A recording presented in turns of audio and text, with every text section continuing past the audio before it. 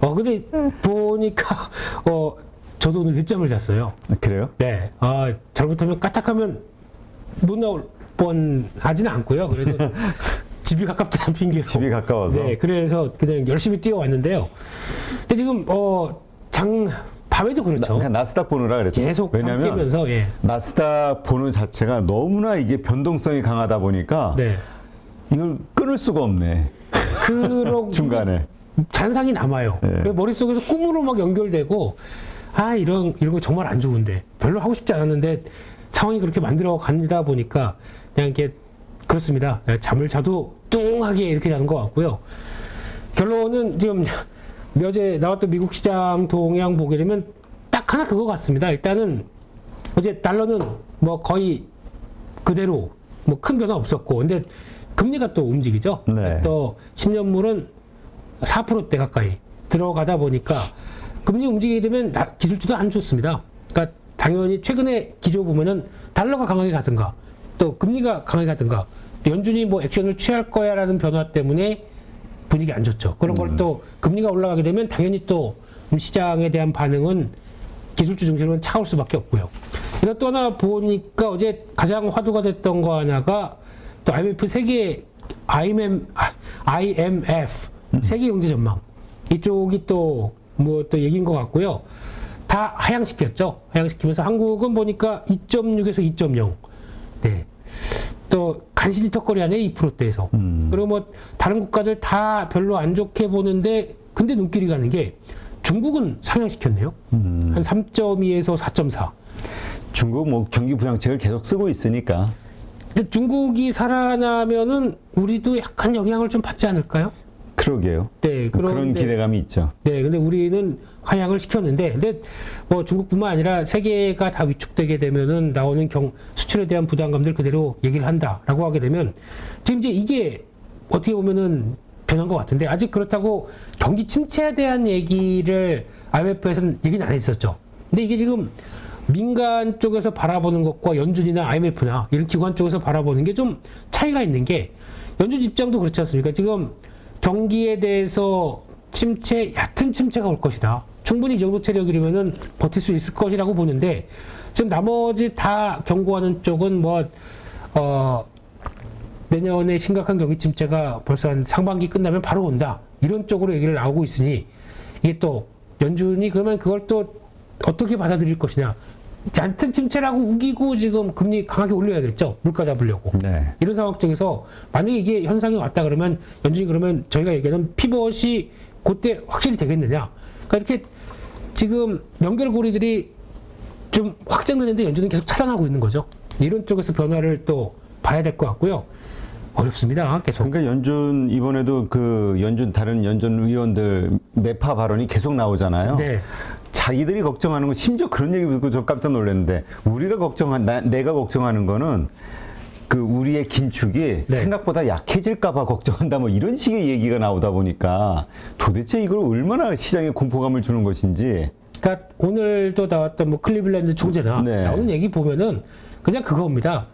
그러니까 위험 자산이나 아니면 좀 소비 심리나 여러 가지에 따라서 먼저 뭔가를 불러일으키는 생각도 하지 마라. 네, 그냥 기대감을 자꾸 없애버리려고 노력을 하는 것 같아요. 일단 액션 전에도 이런 걸로 계속 시장을 압박하고 있는 이 언론 플레이 이거마저도 시장에 영향을 받고 있는 거죠. 그런 쪽인데 떠나보다 보니까 이제 저희 내일은 또 이제 다 같이 저녁 9시 반을 또 마음조리면서 볼 수밖에 CPI 없죠. 지표 CPI 발표가 그냥 이제 나와 있고 또 하나 또 눈여겨봐야 될 게 금요일 날은 또 영국이 국채 매입하는 게 딱 끝납니다. 그러니까 지금 그 사이에 자기네 연금 방어하려고 돈 또 쏟아부은 거 아닙니까? 근데 그게 딱 끝나다 보면은 이제 또 금요일 이후에 영국이 어떤 변화 나가는지 이것도 또 하나 체크해야 될 것 같고요. 맨날 체크할 게 왜 이렇게 많죠? 또 우리를 공부를 너무 많이 시키는 것 같아 이번에. 지금 엄청 똑똑해졌어요. 네. 근데 주식은 계속 물리고 똑똑해지기는 하는데 돈은 못 벌어. 그런 상황이에요 지금. 네, 그래서 세계 경제에 다 손안에 있어요. 지금 뭐든지 다 알아요. 근데 이 참 어려운 것 같더라고요. 게다가 또 이제 기업 실적 발표 들어가죠. 금요일부터. 그래서 아마 금융주들 실적 발표 들어가면서 미국 기업들 보다 보니까 지금 이번에 미국 기업 실적에서 가장 중요한 게 달러화라고 합니다. 달러 강세가 이어지는데 미국 기업들이 한 30%가 해외에서 매출이 나와서 그거를 인식을 하는 과정이다라고 하게 되면 이 부분이 과연 어떻게 되겠느냐라고 하셨을 때 부담감들이 좀 커지고 있다. 뭐 이런 내용들. 좋은 게 없네요, 뭐. 게다가 마지막으로 또 안 좋은 거 하나 더 말씀드리게 되면 금통위 금리 결정합니다. 그러게 오늘이죠. 네. 오늘 50bp 인상이 우리도 80% 정도까지 그렇죠. 얘기를 하고 있는 것 같습니다. 그래서 미국이 저렇게 금리 올리다 보니까 따라가야죠. 그렇죠. 근데 문제가 뭐냐면은 GDP 대비해서 이제 민간 부채 증가율이 지금 5년 내 OECD에서 가장 최대라고 합니다. 그러면 이런 디레버리징이라고 그러죠. 이게 나왔을 때 그에 따른 부채를 압박 효과가 상당히 클 수밖에 없는 게 지금 나오고 있는 대표적인 이런 모습들이죠. 그래서 뭐 다중채무자가 지금 뭐 한 전체 채무자의 6% 된다 뭐 이러면서 상당히 위협적인 얘기들 많이 들어오고 있고. 근데 이게 이제 서서히 이제 내수 쪽으로 다가오는 과정이다 보니까 최근에 또 내수 관련된 종목들도 살짝 움직이는데 그렇죠. 이게 걸림돌을 맞추는 상황들이고. 하지만 저희에게는 지난번 대통령도 얘기하셨던 증안펀드 10월 중에 10월 중 투입 뭐 이런 얘기 있지 않습니까? 10월 얼마 이제 그 심리에 얼마나 도움 될까요? 실제? 근데 제가 보기에는 증안펀드가 들어오기 전에 그거 먼저 나올 것 같아요. 공매도 금지? 예. 왜냐하면은 잘못해서 증안펀드 들어오게 되면 공매도 타겟돼 버리거든요. 그러니까 들어온 거다 그냥 다 해버리면 아무 효과가 없으니까 공매도 금지 먼저 딱 하고 그다음 증안펀드 들어와야 이게 수순이 맞지 않나. 그러니까 증안펀드도 어차피 저점에 들어와서 싸다고 생각하니까 방어를 하는 역할을 하는데 결국에는 지나가고 나가게 되면 이게 수익이 나야 되겠죠. 그래야 지금 참여했던 각종 기관들 보니까 실무자 회의 어제 거의 뭐 마무리 됐다라고 얘기를 하더라고요. 아는 친구의 건너가 뭐 이런 얘기 하는 거 보니까 그렇긴 하는데 이제 중요한 거는 뭐 다 실무회 끝나도 이렇게 또 만지작만 하게 되면 변태되는 거. 그러니까 지금 실제로 액션을 취하는 것보다 네. 그러니까 액션 취하기 전에 좀 시장이 안정화되는 것을 바라는 그러한 느낌을 받고 있어서 그렇죠. 이거 안 하고도 안정되는 게 제일 좋은 게 아니냐. 그렇죠. 라고 하는 사이에 저희는 다 죽어나갑니다. 예? 좀 그 전에 공매도라도 어떻게 좀 손을 봐야지. 이거 요즘 나오는 거 보면은 공매도를 한번 걸렸어요. 걸린 데가 또 불법 공매도 또 합니다. 연속으로 3번 한 데가 있네요. 그러니까 일단 그 걸리면은 정말 엄청나게 좀 페널티를 물려야 되는데 걸리면은 여기다 팻말 다 불법 공매도 해가지고 여의도 광장에 목에 걸어놓고 이런 뭐 범칙금 1억 내고 수익 10억 20억 그러니까 챙길 수 있다 그러면 누구나 하죠. 하겠습니까? 하지 않겠습니까? 그만큼 돈 되는 장사가 어디 있다고요. 그러니까 불법 공매도의 가장 핵심적인 게 원래 업팅룰이라고 해서 호가에만 걸어놔야 되는데 이거 보니까 밑에 물량 매수자 들어오고 있으면 한번 그냥 해버리거나 동시호가에 그냥 확 하면 안 되는데 그것까지 해버리거나 이렇게 나오는데 이거에 대한 룰이 이렇게 되면은 말해야 되는 거 아닙니까? 안 해. 이러고 싶은 심정입니다. 네. 해야죠. 하여튼 우리도 그 금융과 관련해서 징벌적 배상 제도를 좀 도입했으면 좋겠어요. 무기징역. 아니 징역 같은 거 필요 없고. 네. 그것도 좋은데 네. 그냥 그러니까 자기가 얻은 수익의 10배. 5배, 10배를 만약에 범칙금으로, 벌금으로 내고, 뭐, 끝까지 추적하고 뭐 이런다 그러면, 뭐, 안 하지. 제일 무서운 거는, 무기징역 보내면 바지 세워가지고. 그럴 수도 있구나. 바지가 다 했다.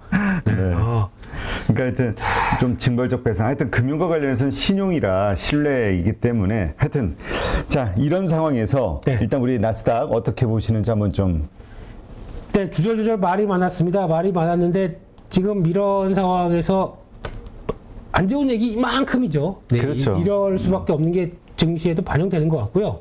근데 이제 지금 차트에서는 뭐 다 무너졌네요. 무너진 거예요, 다? 네, 저점 때 무너진 상황이고 지금 뭔가 버티려고 하는 느낌은 있지만 만약에 이 끈을 놓는다라고 하게 되면 또 충격도 있을. 그러니까 위아래가 다 열려 있는 상황들이죠. 근데 안정되면 한번 반전으로 나가겠다. 이게 주봉입니다. 이런 패턴인데 뭐 지금 기술적 분석 보고 뭘 할 수 있는 상황은 아닌 것 같고요. 네, 거기다가 이제 아까 말씀드렸듯이 이제 주말 또 이제 수요일, 목요일부터 나오는 변동성들 이것도 체크를 해야 될 부분들인 것 같고요.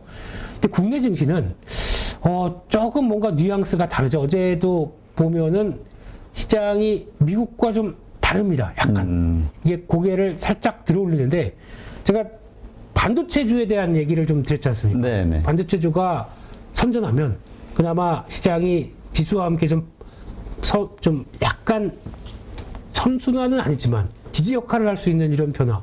그런데 시장의 질은 더 나빠졌어요.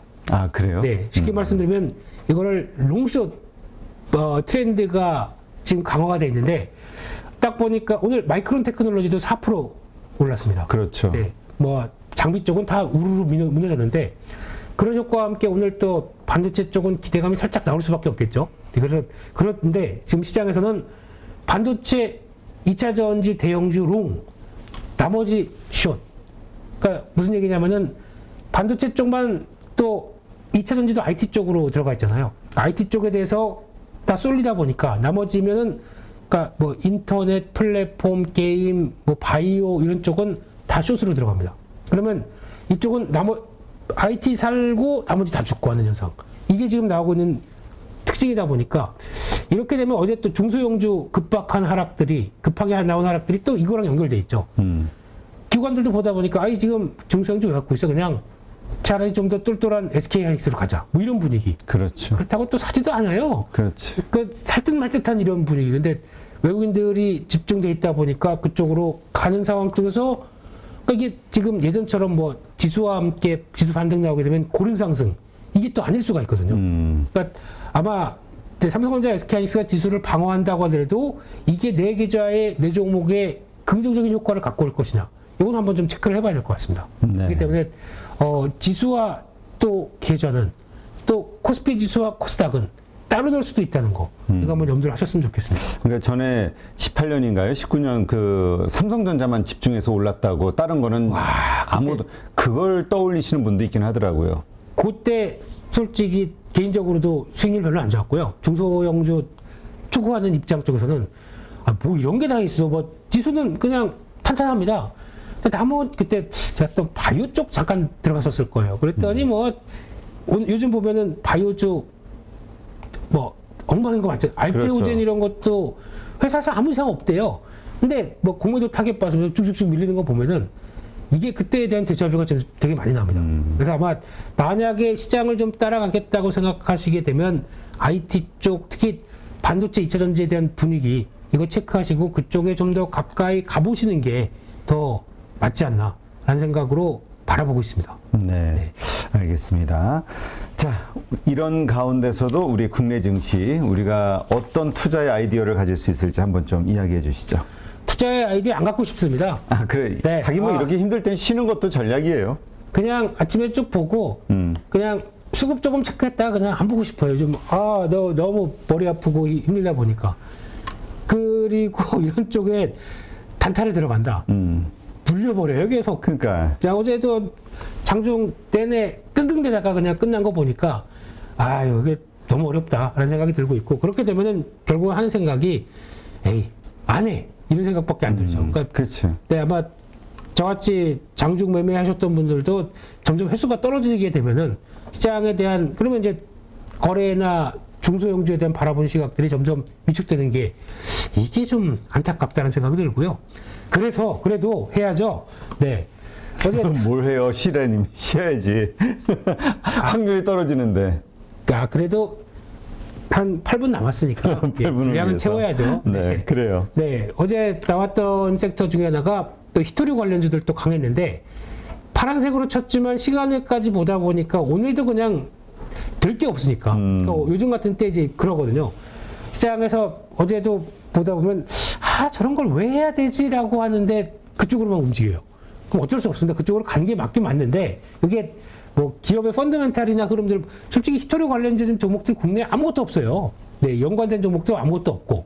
근데 그런 갈등을 가지고 주가를 나중에 가게 되면 또 아무것도 아니지만 지금은 또 뭔가 있어 보이는 이런 거 하지 마세요. 안 하셔도 되는데 그래도 일단 장중에 뭐 할 거 없다라고 하게 되면 뭐 보시는 기술적 지표 갖고 대응하시되 그냥 그렇다 이게 핵심은 아니다. 그런데 보다 보니까 이제 포스코 홀딩스는 소재 강자로 떠오르기 위해서 지금 부각 중입니다. 대표적으로 어제 아르헨티나 그 리튬 암이온 호수, 리튬이온 호수 이쪽에 대해서 투자 강화시키기로 지금 들어갔지 않습니까? 그게 미래 먹거리가 될 거라고 지금 오히려 철강보다도 그쪽 산업이 더 좋아질 거라고 리튬 가격이 어디도 신고가예요. 네. 계속 올라갑니다. 그리고 리튬이 매장량이 지금 보면은 거의 바닥을 찍고 있어요. 그러니까 신규 광산이나 신규 변화가 나와야 이게 터나는데 안 그러면은 지금 포스코홀딩스 같은 경우 이게 엄청난 효과를 발휘하겠죠. 그래서 지금 당장은 아마 그 수혜 피해 때문에 매출 위축되고 근데 실적 발표에서 만약에 출렁이면은 또 기회가 되진 않나 라는 쪽에서 소재에 대해서 또 포스코 안에 있는 자회사들에 대한 여러 가지 부각들이 지금 많이 나오고 있더라고요. 그리고 또 포스코홀딩스가 결국에는 지금 조금 이따가 말씀드릴 포스코 케미칼 이쪽과도 연결되면서 2차 전지 소재 양극재 음극재 다 해. 우리가 뒤에서 받쳐줄게. 이런 뉘앙스지 않습니까? 그러니까 2차 전지가 하나의 철강에서 2차 전지가 신규 사업에서 성과를 내고 있는 대표적인 변화. 그리고 또 어제는 뭐 그렇다고 해서 포스코 엠텍 이런 거 움직였는데 그거랑은 조금 연관성은 먼 것 같고요. 핵심을 보자라고 하게 되면 포스코 케미칼과 함께 이어지는 연결고리들 계속 체크를 해야 될 걸로 보여지고 있고요. 또 2차 전지 쪽 같이 말씀드리게 되면 LG에너지 솔루션 실적 좋다 보니까 또 어제 또 나왔던 얘기가 CATL이 영업이익이 한 200%인가 늘었더라고요. 네. 조단위입니다, 영업이익이. 그러다 보면은 지금 뭐 BYD, CATL에 딱 걸쭉한 스타들이 딱 있다 보니까 그래도 글로벌 시장 점유율 2위인데? 라고 하는 LG에너지 솔루션이 계속 부각받는 게 또 하나의 변화인 것 같고 또 그렇다고 투자에 대한 효과를 생각한다라고 하게 되면 미국에 대한 미국 앞으로에 대한 변화 물론 2차 전지에 대해서 유럽은 지금 전기료가 얼마냐 뭐 여러 가지 얘기 나오는데 그럼에도 불구하고 지금 주가가 물론 비싸죠. 물론 비싼데 수주잔고 괜찮다라는 쪽과 함께 움직이는데 어제 보다 보니까 특이한 게 일진모터리얼즈는 올라가고 SKC는 신저가입니다. 아, 그래요? 이게 또 하나의 나오는 변화로 봤을 때는 일진모터리얼즈는 이제 롯데가 인수했다고 그러죠. 롯데 인수해서 우리 뒤에 롯데 있다라고 롯데 배터리 첨단 소재인가요? 이름이 배터리 첨단 소재. 이게 롯데케미칼에서 이제 끌고 가겠다는 입장이죠. 돈 걱정 마. 우리 껌 팔아서 만든 돈 이만큼 네. 그래서 이거 이제 투입되는 쪽으로 나갈 것 같은데 SKC는 반대로 지금 유럽에 있는 동박시장 폴란드 같은 경우 증설하기로 했는데 그쪽이 너네 전기 가동 괜찮아? 뭐 이런 쪽으로 전기료가 올라가다 보니까 가동 괜찮아? 이런 쪽으로 나오다 보니까 부담인데 LG 에너지 솔루션이 동박 쪽에서 지금 SKC 쪽으로 한 70% 담당하고 있습니다. 집중도다 보게 되면 일진모터리얼즈 같은 경우 들어오는데 지금 동박 쪽에서는 SKC에 있는 SKC 넥실리스가 1위 그 다음에 중국 업체, 대만 업체가 있고 일진모터리얼즈가 4위입니다. 한 15% 정도 점유를 하고 있는데 이쪽에서 그래도 다변화시키기 위해서 이걸 좀 끌어올려야 되지 않을까라는 쪽으로 바뀔 얘기를 하고 있다고 하더라고요. 왜냐하면 다변화가 필요하다 보니까 그렇게 됐었을 때 나올 수 있는 변화를 생각하다 보니까 SKC 숏, 일진모터리얼즈를 롱으로 가는 것 같은데 제가 보기에는 지금 일진모터리얼즈 따라가는 자리는 아닌 것 같아요. 따라가는 것보다 둘 다 SKC가 너무 빠졌지만 거기서 이제 유럽 공장에 대한 부담감도 좀 있다라는 것도 생각해야 되기 때문에 아직은 일단 일진모터리얼즈 따라가지 말고 차라리 좀 동박에 대한 또 구리 쪽이지 않습니까? 또 구리 가격하고 또 같이 영향을 받기 때문에 이게 또 아직 뭐 판가를 올리기가 좀 힘든 시점이죠. 그래서 이런 것들 감안하게 되면 동박은 일단 관망 이렇게 보시되 차라리 2차 전지 쪽에서 그냥 계속 양극재, 음극재 그리고 포스코 케미칼, LG화학 정도. LG화학 같은 경우도 물론 이거 실적 발표하게 되면 석유화학 쪽은 안 좋을 겁니다. 근데 소재 쪽에 대한 기대감이 계속 있다 보니까 이런 것들은 계속 관심 있게 봐야 되지 않나 이런 생각입니다. 네. 참 어려운 시장이에요. 그렇죠? 근데 네. LG 에너지 솔루션과 관련해서는 네. 다들 놀래요.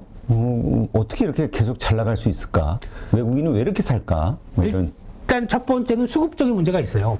유통 물량이 없습니다. 그러다 보니까 저거 그래도 확보해야 되는데 라고 하면서 나오는 대표적인 게 연기금이죠. 거기다가 외국인들 이런 쪽에 반응이 오다 보니까 움직이는 게 첫 번째. 두 번째로 또 LG에너지 솔루션을 저 PR 100배, 120배 이렇게 얘기를 하는데 수주 잔고가 300조입니다. 그럼 이거 가지고 만약에 영업이익을 5%만 붙인다. 그러면 15조예요. 그러면 지금 시총 대비해서 15조에다가 곱하기 10배, 한 뭐 150조. 다 비싸지 않거든요. PR 한 7배, 8배밖에 안 됩니다. 그걸로 따지게 되면. 근데 수주가 계속 앞으로 늘어난다라는 가정으로 따지게 되면, 그러니까 쉽게 얘기하면 앞으로 수주 잔고다 보니까 보여줄 거 가지고 땡겨서 오는 측면들도 있죠. 근데 반대로 LG전자는 마찬가지로 수주 잔고 60조인가 그렇다면서요. 근데 자동차 출하량이 안 나오다 보니까 이거에 대한 확신이 없는 겁니다. 수주를 땡겨서 매출로 반영할 이 개연성이 좀 떨어지다 보니까 거기다가 또 이쪽은 가전이고, 그러니까 차이가 좀 있는 거죠. 그러니까 그런 쪽으로 같은 수주 잔고라고 해도 시장의 인식이 주가가 올라가니까 이런 얘기 하고 있죠. 그렇죠. 그러니까 오르는 데는 오르는 이유를 찾고 내릴 때는 또 내리는 이유를 우리가 뭐 후행으로 찾을 수밖에 없으니까. 그런 게 전문가 죄송합니다. 반성하세요. 아니 근데 네. 어쩔 수 없죠.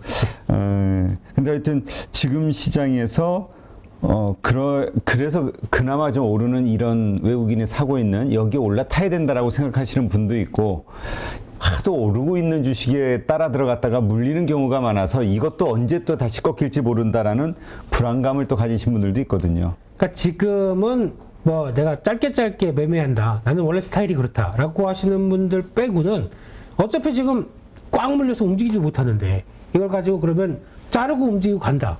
이것도 말이 안 되지 않습니까? 그렇기 때문에 꽉 물린 걸 가지고 어떤 시장에 대해서 대응을 취하느냐가 제일 중요하죠. 그래서 지금 뭐 매번 말씀드리지만은 아니겠다 싶으면은 자르고 가긴 못할 것 같고, 차라리 이런 상황을 버텨내겠다 그러면 그러니까 주식 다 갖고 버티지 마세요. 그거는 제가 보기에는 정말 안 좋은 전략입니다. 지금 현금 비중 한 어느 정도 생각하세요?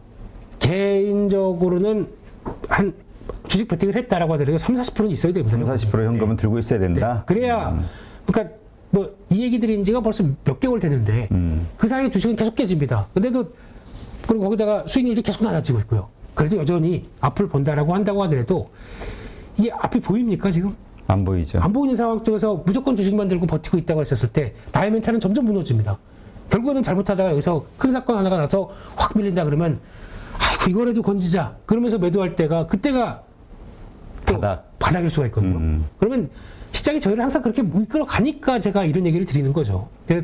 아이 무슨 나보고 저런 방송 보니까 손절하라고 강요를 하고 있네. 이런 게 아니라 대응을 하실 수 있겠느냐의 문제다 보니까 결국에는 그런 많이 당했습니다. 지금 과거. 그렇죠. 네. 그러니까 우리가 그 상황이 벌어지기 전에는 아예 어떤 상황에서도 나는 버티리라 생각하는데 네. 그거를 끝까지 유지하는 게 아주 쉬운 건 아니에요. 아주 어려워요. 해보니까 고통의 고통이 거의 뭐 멘탈이 바스락거려가지고 먼지처럼 사라지고 있을 때 그때 매도가 또 나가더라고요.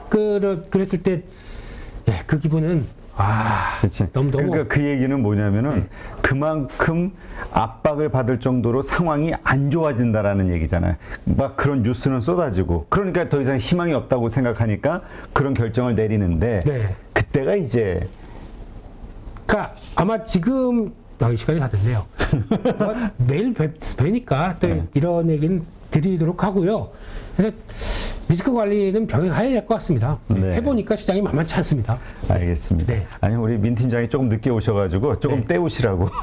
그러니까 우리 팀장님을 위한 바람잡이. 네. 바람처럼 사라지겠습니다. 네. 자, 수고하셨습니다. 네, 고맙습니다. 자, 내일 뵐게요. 네. 네. 누구나 1시간 안에 200개 종목에서 좋은 종목을 고를 수 있는 그런 능력을 배양할 수 있도록 제가 도와드리려고 그렇게 하고 있습니다.